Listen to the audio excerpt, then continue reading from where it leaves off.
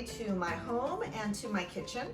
I'm so excited you're here, and I'm really excited to share one of my favorite recipes for the holidays, traditional Cuban Picadillo. This is a dish that my mom has been making for 50 plus years, all the time we've lived here in the United States, and she uses it as the stuffing for the turkey. It's important to me because when we came from Cuba, when we immigrated here, it was just my mom, my dad, my brother, my grandmother, and myself. And we had no family for the first 20 years of living in the United States. All our grandparents, our cousins, all my aunts and uncles stayed in Cuba. So Thanksgiving, although we didn't have a lot, we were a very humble family, we had each other, and Thanksgiving was a time to celebrate the great things that we had and appreciate our family. So I'm really excited to share this traditional dish with you and tell you more about some of the ingredients that are used to make the dish. So let me walk you through some of the ingredients, well, all of the ingredients that you're going to need for this traditional picadillo dish. I already fried the potatoes. I cut them up into these little triangles because I think it looks nice, and then I just deep fry them. Isaac has some pictures he's going to share with you in the video on how I did that and the process, but I just fried them in regular canola oil, and then when they're hot, when you take them out and you let the oil soak into the paper towel, I season them with sea salt. I like to do it when they're hot because it really kind of absorbs the flavor of the salt. We have capers here for the picadillo. We have green olives. These are pimento olives. Let me show you the bottle. Manzanilla olives that have pimentos inside. It gives food tremendous flavor and it looks really lovely. I like to cut my olives in half because I think that when they're whole, they're too salty, and you take a bite, it just makes the food too salty. So I really like to cut them in half. We have bay leaves. I get these in the American market. You can find it in the Latino section. Cuban food, you always put bay leaves in it. We have cumin as well. Cumin is very strong. If you're not used to using cumin as a spice regularly, then you may want to not be as generous with it as I am, because I put cumin in everything and I put a lot. We're going to need some tomato sauce. Another spice that's really important to Cuban cooking is paprika. We have black pepper, sea salt. This is a seasoning that you can also buy at any American market. You can buy it at Walmart. You can buy it at Smart and Final. It's called Sazon Goya, and it's delicious. It gives food that Cuban flavor. I also have fresh garlic, and I'm going to share a secret with you on garlic. I take several cloves of garlic. I grind them up in the food processor. I add olive oil and salt, and then I have garlic for the next 2 or 3 weeks. So I don't have to be cutting garlic every time I'm cooking in the kitchen. So this is a tip I'd like to share with you. It saves you a lot of time. I do it on Sundays, but when I prep for the week. Another traditional ingredient in Cuban cuisine is red peppers. I know the recipe that I shared with you said diced, but that's not how I grew up eating it. So I did it the way my mom and my grandmother always made it, slicing them. And then onion. I prefer white onions. I think they have a stronger flavor. So I used 3/4 of an onion here. And then this is a seasoning that I really like to add. It's not in the recipe, but this is something that I use all the time. Tony Cacheri. It's a Cajun seasoning. It just gives food a little kick. It's got a little spice to it. So I just really like to use this as well. So also the last thing is I'm going to use ground pork today. I'm not going to use ground beef. So you can make this dish with ground beef, ground chicken, ground turkey, or ground pork. My mom uses it for Thanksgiving, and for the stuffing, my mom does half ground beef, half ground pork, and it just infuses the turkey with all of the flavors that you see here. It's really delicious. Plus, I think one of the reasons it's so successful, it's been such a hit in my family, is because it really pairs well with all the sweet foods that we have at Thanksgiving. You know, with your yams, your candied yams, with cranberry sauce, the savory with the sweet. Just really, it's delicious. So let's get started. Excited to show you how to cook picadillo. So we're going to start the preparation of this dish. One thing I forgot to mention is that we're going to start with olive oil, so you will need some olive oil. Traditionally, Cuban cooking uses pork lard, but we're healthy here in the United States, so we have never cooked that way in my home. We always use olive oil. So you want to just put in, I'm just eyeballing it. That's the way I cook. That was the way I learned to cook. My grandmother never ever measured anything. It was just by the eye that she cooked. So that's how I learned. You're going to put it, I'd say about medium heat, or actually a little higher than medium heat. You really want the oil to get hot before we add in the onions. The oil is really hot. Actually, you can see some smoke coming out of it, and that's when you want to put in your onions. Cuban food is all about layering ingredients. So we started with the olive oil. Now we're going to cook the onions. Again, I'd leave them about medium, and just want to cook them until they're translucent.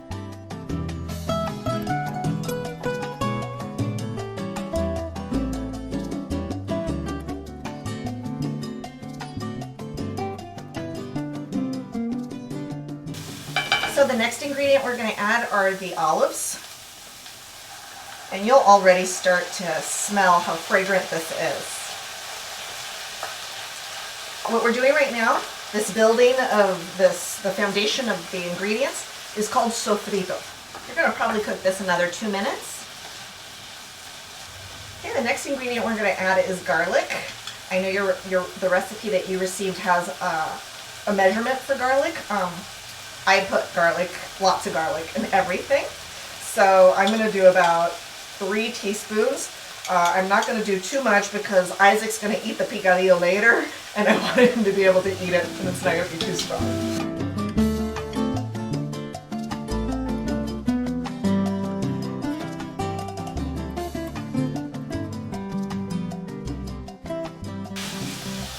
So Isaac just informed me that this smells really good, and it does. It's not quite ready yet because I'm going to add the bay leaves in a minute, and then I'm going to deglaze the pan with white wine. All right, now we're ready to add in the bay leaves. Be very careful with bay leaves. I always use the whole ones, and I try to choose the larger ones because this can easily get broken up, or you may not see it when you're eating it. So just be careful with the bay leaves. When I cook with bay leaves, which is often, I always take them out after I'm done cooking with them. You don't want anybody to, bite into it or swallow it. All right, so now we've got the bay leaves in, and now we're going to deglaze the pan with the white wine. The recipe calls for ½ cup. That's what I used. So deglazing, using wine to deglaze, actually pulls up all the brown little bits that are in the pan, from the garlic, from the onions. It absorbs all of this delicious flavor, and you want the deglazing process to really kind of almost absorb all the liquid. You want the alcohol to cook away, or the flavor of alcohol cooks away, and what you're left with is, just like I said, all the delicious brown bits that are in the pan. Our sofrito is almost ready. I've allowed almost all the liquid to evaporate, and so we're now ready to add our meat. I'm going to turn it down just a little bit because I don't want the meat to cook too quickly. I want to be able to break all of the ground pork apart. So I'm going to go ahead and add that in now. And I have it on low. And this is important. Like I said, you don't want to cook it too quickly. You don't want to brown it just yet. You really want to break it apart before you add your spices to it. So I'm just going to break it apart right now. And now I'm going to go ahead and add my spices to the meat mixture. I'm going to start with the cumin because, again, I'm very generous with it. I use this all the time, so I know it's a flavor that my family likes and appreciates. But it is very strong, so be conservative if you've not cooked with this spice before. Now I'm going to go ahead and add in the paprika. Again, I'm very generous with paprika because I love the flavor. This actually, my family from Spain sends me this. It's the best paprika ever, so I'm not even gonna, I don't even think we can find it here, but any kind of paprika will do. Now we're gonna add in the sazon Goya. I use 2 packets for this recipe. If you're not certain about the seasoning in this, maybe you just want to start with 1, but I prefer 2.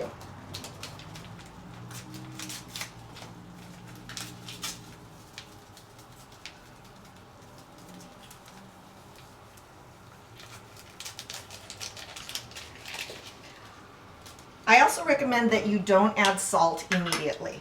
I'm going to put the pepper in first, fresh pepper.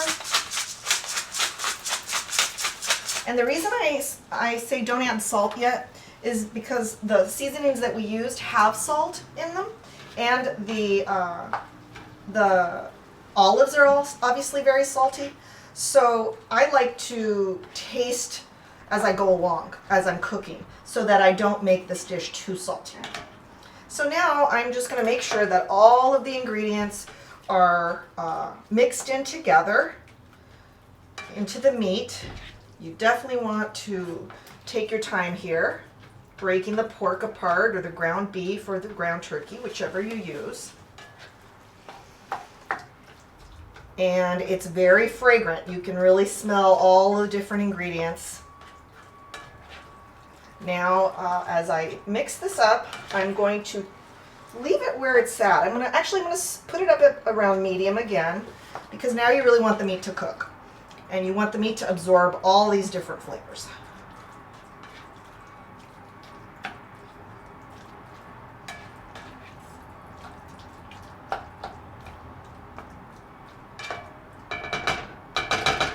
All right, I'll be right back. I'm going to go get my lid, and I'm going to let this cook with the lid on until the meat is browned. All right, see you in a minute. Again, I have it on medium, and now I've placed the lid on the dish. You want to let it cook until it gets really juicy, and you can see that there's liquid in the pan. So about 10 minutes. Okay, so this is looking and smelling terrific. Now we're going to go ahead and add in a little bit of the Tony Cacciari seasoning. This has a lot of sodium, so don't use too much. Be very frugal. Okay, now I'm going to add in a little bit more ground pepper. And yes, I'm going to add in more cumin.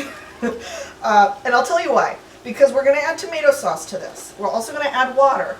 And we're going to add the potatoes. So there's a lot of ingredients in there that will absorb all of these different flavors. And I'm going to stir it up a little bit, just to make sure all the extra seasonings are absorbed into the meat. And I'm going to add in the tomato sauce. The recipe called for 2 cans. I personally don't like to use 2 cans. I don't like mine super tomatoey. But that's a preference. You know, everyone has a different preference for tomato sauce. So I just use 8 ounces. Now I'm going to add in 8 ounces of water. And I'm going to let this boil for about 10 minutes. And you want it on a very low boil. All right, it's been boiling for about 10 minutes and it looks lovely. I'm going to add in my fried potatoes. Oh, this is wonderful. Fried potatoes look great. Now we're ready to add the capers.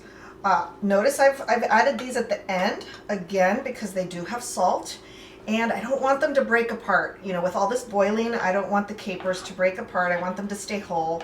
Capers give food tremendous flavor. Italians use capers in their meals.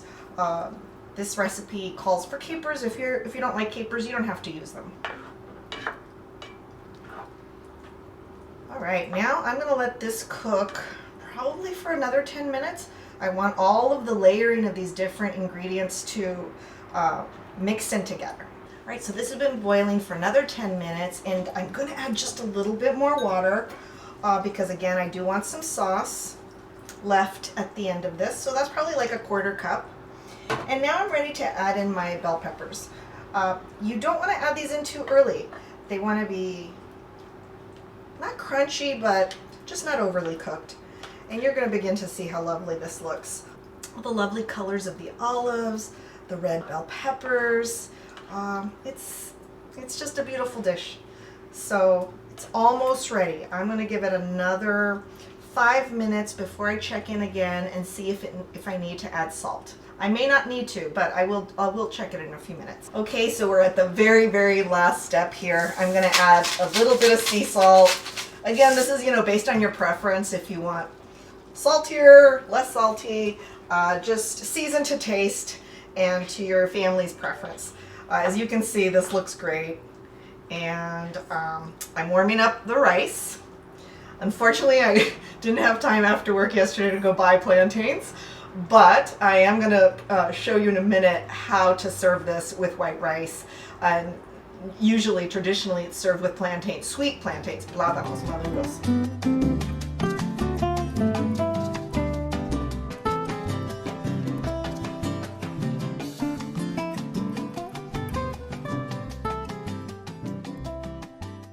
So this is the final product. You have your ground pork picadillo. I made some Latin white rice, which has just got a lot of olive oil and sea salt in it.